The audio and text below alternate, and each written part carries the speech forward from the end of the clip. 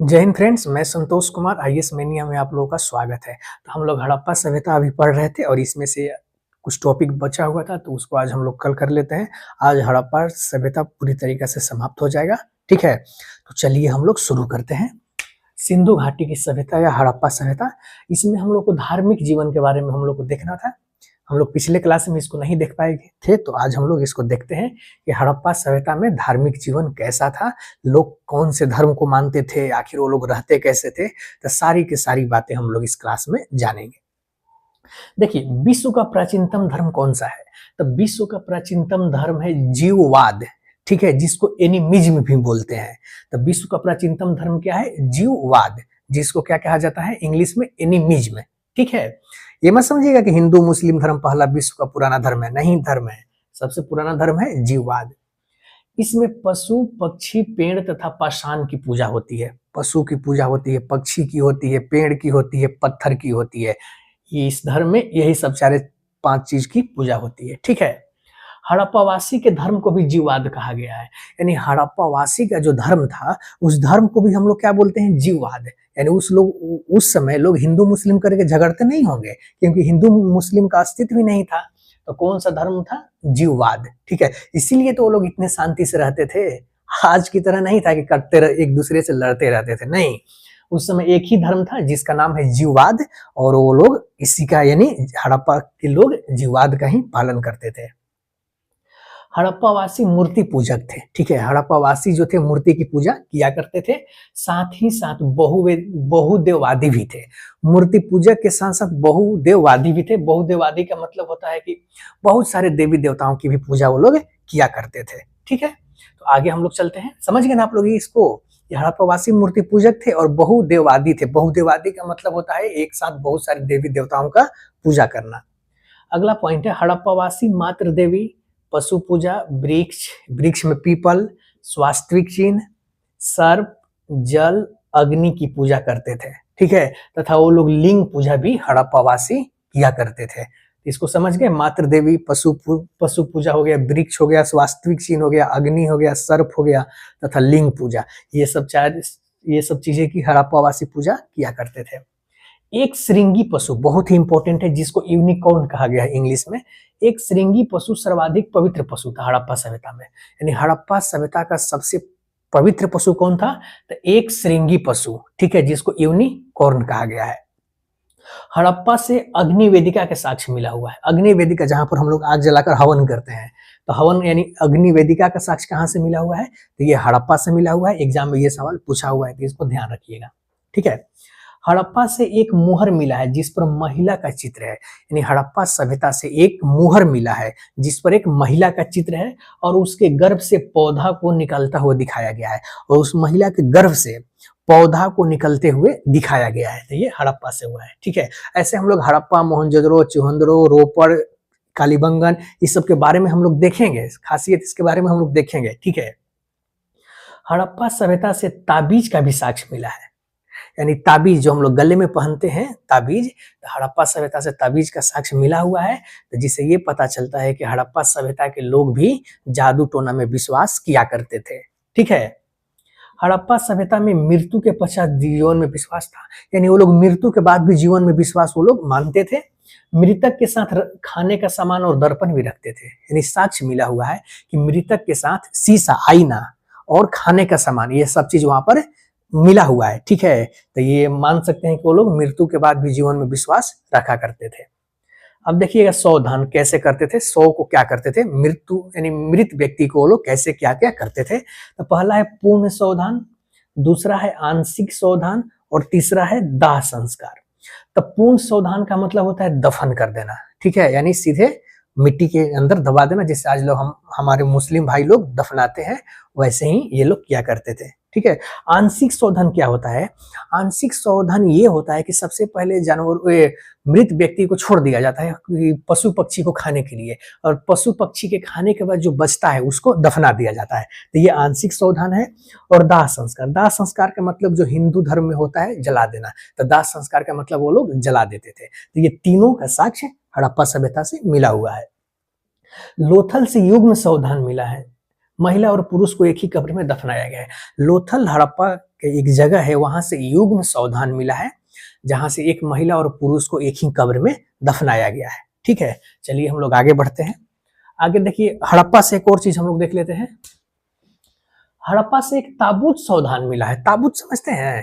ताबूत कैसे? एक पहले मृत व्यक्ति को ताबूत में रख दिया जाता है, कॉफिन में, उसके बाद दफनाया जाता है। तो ये मिला है हड़प्पा से। इसे ये पता लगाया जा रहा है कि शायद मेसोपोटामिया का कोई व्यक्ति हड़प्पा आया होगा, ठीक है, और हड़प्पा में ही उसकी मृत्यु हो गई है। उसके बाद उसको ताबूत में करके वो लोग दफना दिए होंगे। ठीक है, एक बात ये यहाँ से पता चलती है, कोई देखा तो है नहीं, लेकिन पता यही चलती है कि ताबूत सावधान यही होगा कि मेसोपोटामिया का आदमी होगा, व्यापार वाणिज्य करने हड़प्पा आया होगा और यहीं पर इसकी मृत्यु हो गई होगी। तो हड़प्पा वासी उसको शरीर को ताबूत में डाल के दफना दिए होंगे, क्योंकि उसके यहाँ यही मतलब क्रियाक्रम ऐसे ही चलता होगा। ठीक है, तो ये हड़प्पा से एगो मिला है कब्रिस्तान एच। ध्यान रखिएगा, बहुत बार एग्जाम में पूछा हुआ है कब्रिस्तान एच कहाँ से मिला हुआ है, तो ये हड़प्पा से मिला है। और एक कब्रिस्तान R37, ये भी कहाँ से मिला है, तो ये भी हड़प्पा से मिला हुआ है। ठीक है, तो ये दोनों उत्तर हड़प्पाई चरण से संबंधित है। कब्रिस्तान एच और कब्रिस्तान R37 ये उत्तर हड़प्पाई सभ्यता से संबंधित है, यानी जब हड़प्पा सभ्यता का पतन हो रहा होगा उस समय से ये संबंधित है। ठीक है, अब हम लोग देख लेते हैं कि हड़प्पाई जीवन में कला का क्या महत्व था। तो हड़प्पाई जीवन में कला, पहला है दृश्य कला और दूसरा है प्रदर्शनकारी कला या अभिनयकारी कला। तो इसमें अभिनयकारी कला में दो है, एक है नृत्य और एक है वादन। वादन मतलब बाजा ढोलक उलक। तो इसमें दो पार्ट है, नृत्य और वादन। दृश्य कला में हम लोग देख लेते हैं। तो दृश्य कला में पहला है स्थापत्य कला, मूर्ति कला, चित्रकला, मोहर और मृदभांड। ये दृश्य कला में, जिसको हम लोग आंखों से देख सकते हैं। स्थापत्य कला, मूर्ति कला, चित्रकला, मोहर और मृदभांड। ठीक है, देखिए हड़प्पाई भवन अलंकृत नहीं होते थे। हड़प्पा का जो भवन मिला है, जो बिल्डिंग वो लोग बनाते थे, वो ज्यादा अलंकृत नहीं होता था, सीधा और सरल होता था। लेकिन मेसोपोटामिया भवन बहुत ज्यादा आकर्षक हुआ करता था। यानी मेसोपोटामिया का जो भवन बनाते थे वो लोग बहुत ज्यादा आकर्षक, मतलब देखने में बहुत आकर्षक लगता था। लेकिन हड़प्पा वाले सीधा साधा, उतना ज्यादा आकर्षक नहीं बनाते थे। ठीक है, तो ये एक पॉइंट हो गया समझने वाला इसको। चलिए हम लोग आगे चलते हैं। स्थापत्य कला। अब स्थापत्य कला में हम लोग देख लेते हैं सार्वजनिक भवन, कर्मकांडीय भवन और आवासीय भवन। हम लोग तीनों कल समझ लिए थे पिछले क्लास में। सार्वजनिक भवन में हो जाएगा अन्नागार, ये सब हो जाएगा जो लोग रखते थे। कर्मकांडीय भवन में हो जाएगा जो स्नानागार बताए थे, जो किसी फेस्टिवल पर ही उसमें स्नान या पूजा पाठ किया करते थे। आवासीय भवन यानी रहने वाला भवन हो गया। ठीक है, अगला आइएगा मूर्ति कला, यानी हड़प्पा सभ्यता में मूर्ति कला के बारे में थोड़ा सा हम लोग जान लेते हैं। मूर्ति कला दो होते थे, एक पाषाण निर्मित यानी पत्थर से निर्मित, एक होता है धातु से निर्मित होता था, और एक होता था मृन निर्मित यानी टेराकोटा का। ठीक है, देखिए पाषाण निर्मित में देख लेते हैं। मोहनजोदड़ो से पुरोहित की मूर्ति मिली है, दाढ़ी वाला। एक दाढ़ी वाला आप लोग फोटो किताब में देखते होंगे, ऑनलाइन डिजिटल है नहीं, अगर डिजिटल रहता तो आप लोग को हम दिखा देते। ठीक है, तो आप लोग 6 क्लास के NCERT में जो सिंधु घाटी की सभ्यता है उस पर एक फोटो देखे होंगे, बुढ़े व्यक्ति हैं और उनको दाढ़ी आई हुई है। ठीक है, दाढ़ी वाले व्यक्ति हैं वो। तो जो दाढ़ी वाली व्यक्ति हैं वो, उनका जो मूर्ति मिला वो सेलखड़ी का बना था, सेलखड़ी नामक पत्थर का बना हुआ था वो। ठीक है, चलिए अगला हम लोग देख लेते हैं। नृत्य करता हुआ पुरुष की मूर्ति हड़प्पा से ही मिली है, यानी नृत्य करती हुई महिला की मूर्ति नहीं, फिर गलत हो जाएगा, वो मोहनजोदड़ो से मिला हुआ है। नृत्य करते हुए पुरुष की मूर्ति जो मिला हुआ है ये हड़प्पा से मिला हुआ है।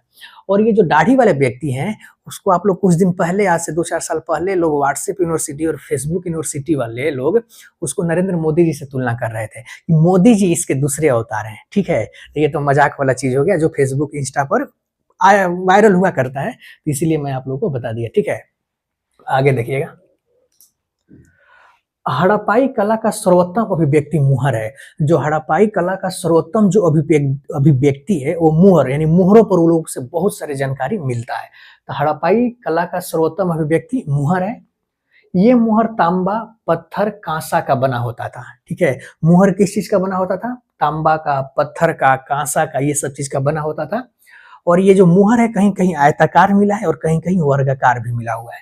ठीक है, मुहर का उपयोग वो लोग व्यापार वाणिज्य में करते होंगे, यानी मुहर का उपयोग वो लोग व्यापार वाणिज्य में करते होंगे, क्योंकि अपने चीज को पहचान के लिए। मान के चलिए हड़प्पा वासी अपने वस्तु को कोई चीज वस्तु को बोरे में कस के कहीं पर बेचने के लिए भेज दिए, तो वहां अब जहां पर मार्केट में भेजे होंगे वहां पर और भी बहुत जगह से वस्तु आई होगी, तो कैसे पता चलेगा कि ये किसका है, ये किसका है? तो वो लोग अपना अपना मुहर डाल देते थे, तो हड़प्पावासी भी अपना उसमें मुहर डाल देते थे। जैसे ही बोरा खुलेगा तो पता चल गया मुहर से कि अच्छा ये हड़प्पा का ये सामान है, ठीक है। तो इसलिए भी वो लोग व्यापार वाणिज्य में मुहर का प्रयोग किया करते थे। हड़प्पाई लिपि, अब थोड़ा सा हम लोग हड़प्पाई लिपि के बारे में देख लेते हैं। यह हड़प्पाई लिपि जो है यह आद्य इतिहास काल की है, जो अभी तक पढ़ी नहीं जा सकी है। हड़प्पावासी को लेखन कला का ज्ञान था, ठीक है, लेखन कला का इनको ज्ञान था। हड़प्पाई लिपि कैसी थी? चित्र लेखात्मक होती थी। हड़प्पा की लिपि कैसी थी? तो चित्र लेखात्मक थी। मिस्र की लिपि कैसी थी? हाइरोग्रिफ थी। मिस्र की लिपि कैसी थी? तो हाइरोग्रिफ थी। यूपीएससी में सवाल ये पूछा हुआ है, ध्यान रखिएगा, ये पीसीएस में भी शायद पूछा हुआ है। ये हड़प्पा की लिपि चित्रलेखात्मक सभी को पता है, लेकिन मिस्र की लिपि हाइरोग्रिफ थी, ठीक है। हड़प्पाई लिपि दाहिनी ओर से बाईं ओर लिखी जाती थी। हड़प्पाई जो लिपि थी वो दाहिनी ओर से बाईं ओर लिखी जाती थी, जिसे बुस्ट्रोफेडोन कहा जाता था, जिसे बुस्ट्रोफेडोन और हिंदी में गौमूत्रिक। यूपीएससी में ये सवाल शायद पूछा हुआ है, शायद सीडीएस वगैरह में, ध्यान नहीं आ रहा है, लेकिन कहीं ना ये सवाल पूछा हुआ है, ठीक है। पीसीएस में हो सकता है कि संभावना बने कि ऐसा सवाल आने वाले समय में पूछ दे, ठीक है। तो हड़प्पाई लिपि दाहिनी ओर से बाईं ओर लिखी जाती थी, जिसे क्या कहा जाता था? बुस्ट्रोफेडोन कहा जाता था, या हिंदी में उसको गौमूत्रिक कहते थे, ठीक है। हड़प्पाई लिपि लगभग 400 नमूना मिला है, ठीक है। हड़प्पाई लिपि का जो लगभग अभी तक 400 नमूना मिला है। लिपि जो होती थी लंबी नहीं होती थी, ठीक है, छोटी छोटी होती थी। बट धौलावीरा से सबसे लंबा लिपि का साक्ष्य मिला हुआ है, ठीक है। तो ध्यान रखिएगा, सबसे लिपि कैसी होती थी? तो छोटे छोटे होते थे, लेकिन धौलावीरा से सबसे लंबा लिपि मिला है। मापतोल, अब मापतोल प्रणाली हम लोग देख लेते हैं हड़प्पा सभ्यता में। हड़प्पा सभ्यता में एक रूप मापतोल थी, यानी मापतोल जो था एकदम पूरी तरीके से एक रूपता था, ठीक है। यह वैज्ञानिक दृष्टिकोण को दर्शा रहा था, यानी केंद्रीकृत शासन को दर्शा रहा था। वजन के लिए वो लोग 16 और उसके गुणज का प्रयोग करते थे। 16 और उसके गुणज, जैसे 1, 2, 4, 8, 16, 32, 64, 128, ऐसे 4 या 16 का गुणज का प्रयोग वो लोग किया करते थे, ठीक है। अब थोड़ा सा हम लोग देख लेते हैं हड़प्पाई नगरों का पतन। आखिर इतनी उन्नत सभ्यता कहाँ चली गई? आखिर इनका पतन कैसे हुआ और क्या क्या चीज इसके लिए पतन में इनका जिम्मेदार है, उसको हम लोग देखते हैं। कि जो लोग फ्लश टॉयलेट का प्रयोग किया करते थे वो हड़प्पाई वासी इतने उन्नत शैली से जानकार, मतलब शैली की जानकारी उनकी थी, लेकिन फिर भी इतनी उन्नत शैली के लोग आगे चल कहाँ गए? ये इतिहास में एक तरह से देखा जाए तो क्वेश्चन मार्क है, ठीक है।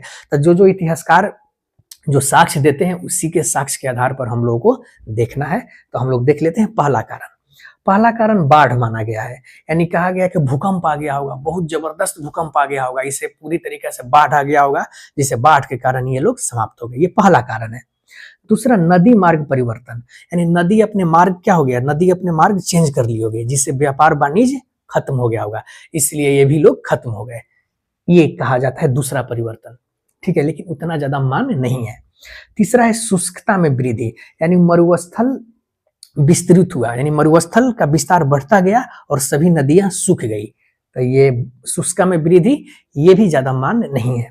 अगला है जलवायु परिवर्तन, एक और बोलते हैं कि क्लाइमेट चेंज हो गया होगा, लेकिन इसको भी उतना ज्यादा इतिहासकार नहीं मानते हैं।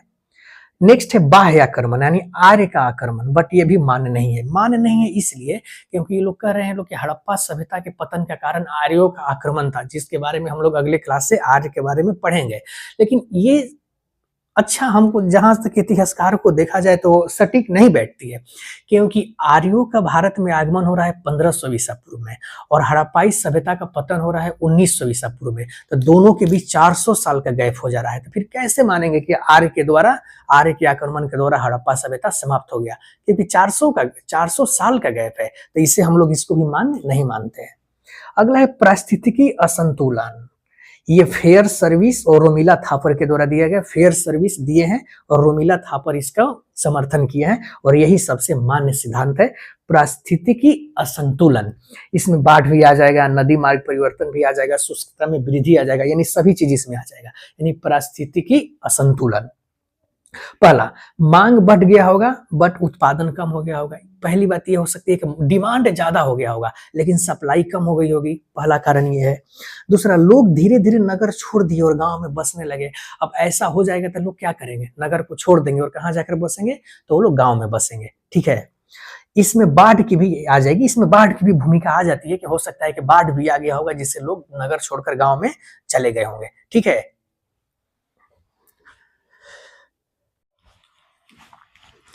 अब हम लोग थोड़ा सा हड़प्पा सभ्यता के प्रमुख नगर को देख लेते हैं। ठीक है, हड़प्पा सभ्यता का प्रमुख नगर कौन कौन सा था उसके बारे में, क्योंकि यहाँ से एक दो सवाल यहाँ से आ जाता है और जो भी सवाल आता है सिलेक्टेड से आता है। जैसे हड़प्पा इंपॉर्टेंट है, लोथल इंपॉर्टेंट है, मोहनजोदड़ो इंपॉर्टेंट है, धौलावीरा इंपॉर्टेंट है। ठीक है, तो जो जो महत्वपूर्ण रहेगा उसी के बारे में हम लोग देखेंगे, क्योंकि यहाँ से अब सवाल ट्रेंड चेंज हो गया है, क्योंकि यहाँ से सवाल अब कम आते हैं। ठीक है, फिर भी हम लोग देख लेते हैं। पहला जो स्थल है वो हड़प्पा है। ठीक है, तो देख लेते हैं यहाँ पर कहाँ पर है ये। यह पाकिस्तान के पंजाब प्रांत में रावी नदी के बाएं तट पर है। ये कहाँ पर है, तो पाकिस्तान के पंजाब प्रांत में रावी नदी के बाएं तट पर स्थित है। 1921 ईस्वी में दयाराम साहनी ने इस स्थल की खोज की थी। यानी इस स्थल की खोज किसके द्वारा किया गया था, तो 1921 ईस्वी में दयाराम साहनी के द्वारा। हड़प्पा से स्वास्थ्यिक चिन्ह मिला है। यहाँ से क्या मिला है, तो स्वास्थ्यिक चिन्ह कहाँ से मिला है, तो ये हड़प्पा से मिला है।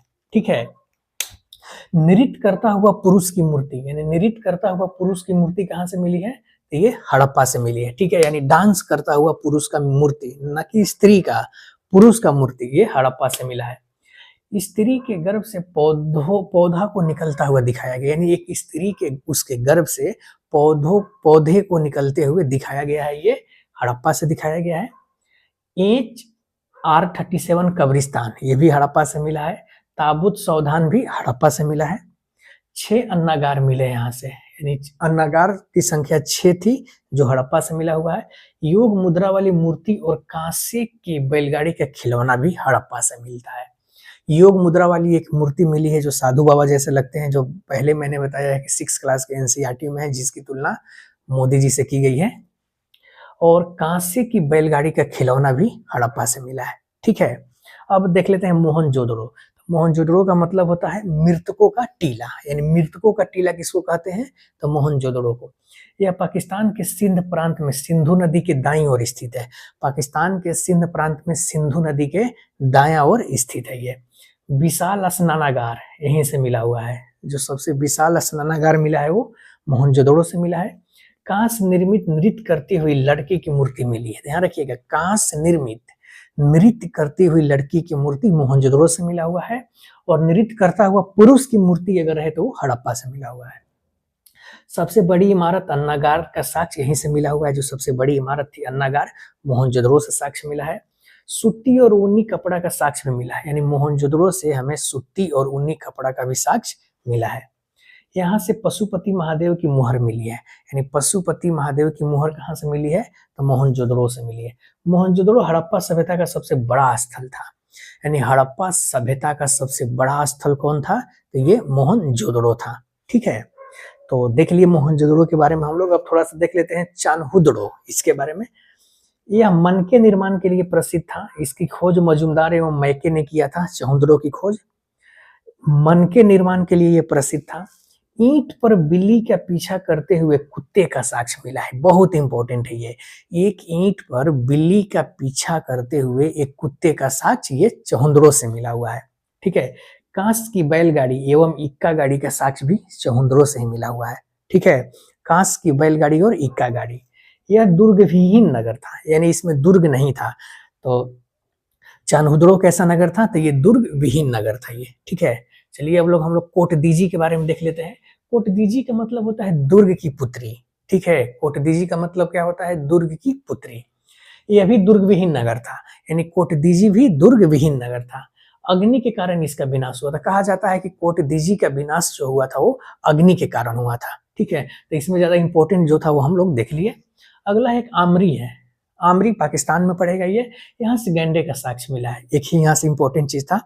आमरी जो स्थल पाकिस्तान में है और गैंडे का साक्ष्य आमरी से मिला है। अगला है लोथल, इंपॉर्टेंट है ये गुजरात के काठियावाड़ में स्थित है।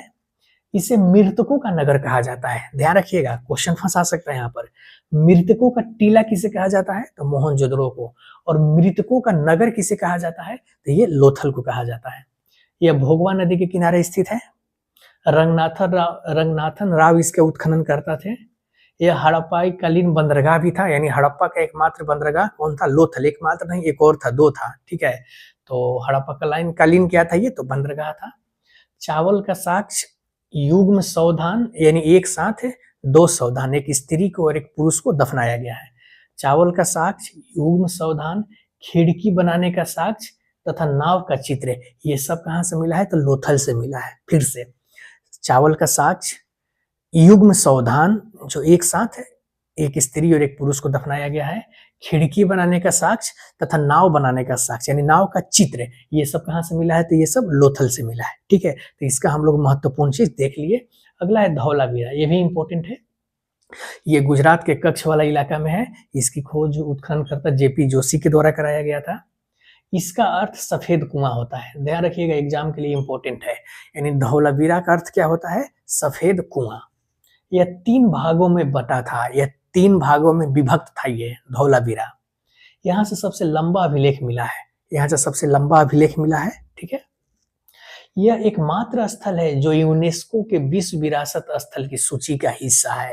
यानी धौलावीरा सिंधु घाटी सभ्यता का एकमात्र स्थल है जो यूनेस्को के विश्व विरासत स्थल सूची की हिस्सा है ये, ठीक है। तो इसमें इंपॉर्टेंट, इसको याद रखिएगा। अगला है सुरकोटदा, ठीक है। यहाँ पर दुर्ग के निर्माण में पत्थर का प्रयोग हुआ है। यहाँ से साक्ष्य मिला है कि सुरकोटदा में जो दुर्ग का निर्माण हुआ था वो पत्थर से हुआ था, ठीक है। और अगला है घोड़े का अवशेष यहीं से मिला है, और एक क्या है? घोड़े का अवशेष सुरकोटदा से मिला है, ठीक है। तो इसमें 2 इंपॉर्टेंट था। और देख लेते हैं। देखिए, देसलपुर ये गुजरात में है, कुंतासी ये भी गुजरात में है, भगत राव ये भी गुजरात में है। तो ये तीनों स्थल गुजरात में मैचिंग करने के लिए दे देता है। यूपीएससी में एक बार देसलपुर पूछ दिया था, ठीक है, 2019 में प्री में। आप देख सकते हैं मैचिंग में इसके बारे में पूछ सकता है। अभी यहाँ से बहुत ज्यादा खुदाई नहीं हुई है, तो इसलिए बहुत ज्यादा अवशेष भी नहीं मिला है। लेकिन इतना ध्यान रखिएगा, देसलपुर, कुतांसी और भगत राव तीनों ये गुजरात में है। नेक्स्ट, अगला है इंपॉर्टेंट है कालीबंगा, ठीक है। तो कालीबंगा ये राजस्थान में है, राजस्थान के हनुमानगढ़ जिले में पड़ता है तथा घग्गर नदी के किनारे है ये। इसके खोजकर्ता अमलानंद घोष थे, ठीक है। कौन थे? तो अमलानंद घोष थे। देखिए, जूते हुए खेत, चूड़ी बनाने का कारखाना का साक्ष्य यहीं से मिला है, कालीबंगा से मिला है। जूते हुए खेत का साक्ष्य तथा चूड़ी बनाने के कारखाना कालीबंगा से मिला है। एक साथ 2 फसल की खेती, ये भी कालीबंगा से मिला है। यानी एक साथ 2 फसल की खेती होती थी, एक चना की और एक सरसों की। यानी चना और सरसों जो 2 फसल थी, इसकी खेती एक साथ ही हुआ करती थी। अलंकृत ईंट का साक्ष्य भी कालीबंगा से मिला है। अग्नि वेदिका के साक्ष्य भी कालीबंगा से मिला है। तो इसका हम लोग महत्वपूर्ण चीज देख लिए। नेक्स्ट है बनवाली। बनवाली जो है हरियाणा में है। आर.एस. बिष्ट के द्वारा इसका उत्खनन करवाया गया था।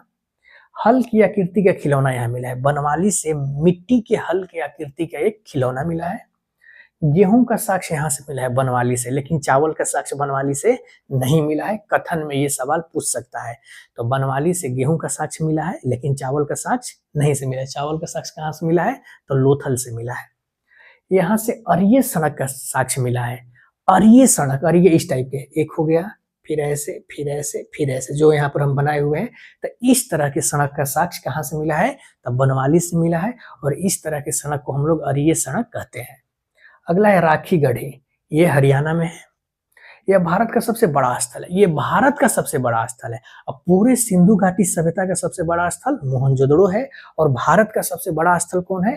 तो राखी गढ़ी है, ठीक है। तो इसको इंपॉर्टेंट ये चीजें याद रखिएगा। नेक्स्ट है रोपड़। रोपड़ जो है पंजाब में पड़ता है। यहाँ पर माली के साथ कुत्ते को दफनाया गया है। यानी मालिक के साथ कुत्ते को दफनाए जाने का साक्ष्य कहाँ से मिला है? तो ये रोपड़ से मिला है, जो पंजाब में है। नेक्स्ट है सनौली। सनौली जो है यूपी में पड़ता है। 116 मानव के मृत शरीर मिले हैं, यानी कंकाल मिला हुआ है। तो 116 मानव के मृत शरीर कहाँ से मिला है? तो सनौली से मिला है। सनौली कहाँ है? तो उत्तर प्रदेश में है। नेक्स्ट है कुणाल। कुणाल, कुणाल कहाँ पर है? तो हरियाणा में है। एक और जगह था बालू, बालू भी हरियाणा में ही था, ठीक है। तो कुणाल, यहाँ से चांदी के 2 मुकुट मिले हैं। यानी कुनाल जो है हरियाणा में है और यहाँ से चांदी के 2 मुकुट का साज मिला हुआ है, ठीक है। नेक्स्ट है मिताथल, ये भी हरियाणा में है, मिताथल भी हरियाणा में है और यहाँ से तांबे की कुल्हाड़ी मिली है। तो तांबे की कुल्हाड़ी कहाँ से मिली है, तो मिताथल से मिली है जो हरियाणा में है। तो चलिए हम लोग जितनी भी इम्पोर्टेंट चीज था हम लोग सब लोग इसको मतलब सभी को हम लोग देख लिए, ठीक है। तो हड़प्पा सभ्यता यहाँ से या सिंधु घाटी की सभ्यता ये चैप्टर समाप्त हो गया। आप लोग वीडियो को दोबारा देखिएगा और इसको रिवीजन कीजिएगा, क्योंकि एग्जाम में जितना भी सवाल आएगा इससे बाहर नहीं लगता है कि आने वाला है, ठीक है। और एक दो और चीज रह गया है, जैसे उसको कभी हम करवा देंगे, जैसे कि मोहनजोदड़ो किस नदी के किनारे है, इसके खोजकर्ता कौन है, जो लाइनेस नहीं रहता है, तो वनडे एग्जाम के लिए है, तो उसको भी कभी करा दिया जाएगा। तो आप लोग ध्यान से इसको रिवीजन कीजिएगा, क्योंकि एग्जाम के दृष्टिकोण से ये महत्वपूर्ण है। तो चलिए हम लोग अगला क्लास हम लोग का जो होगा वो वैदिक सभ्यता के बारे में होगा, यानी ऋग्वेद कालीन सभ्यता के बारे में पढ़ेंगे, ठीक है। धन्यवाद।